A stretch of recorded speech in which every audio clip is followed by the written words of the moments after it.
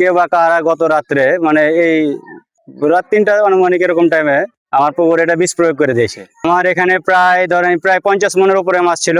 প্রায় ধরেন এখনকার বাজার মূল্য আপনার প্রায় 6 লক্ষ টাকা দাম। মাছ মরে আমার সব মাছ মরে ভাসা শেষ।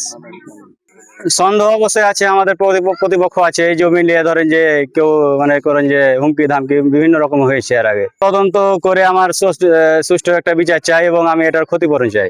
ব্যক্তিগত শত্রুতা ধরেন যে আছে, এটা তো মাছের শত্রুতা করার ঠিক হয়নি। এটা আমি আইনের আশ্রয় নেব, যে আমার ক্ষতি করে তাকে আমি তারা কঠোর শাস্তি চাই। বীজ দেওয়ার শয়তানের কি লাভ হয়েছে আমরা বলতে পারবো না।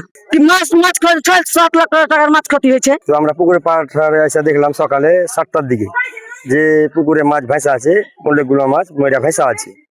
আর ওরা পুকুর লেখা আছে জমি জমাটা একটু মামলা ভিন আছে একজনের সাথে ঝামেলা চলছে। এখন কে কারা বীজ দিয়েছে মাছের সাথে এই কাজটা করা উচিত হয়নি।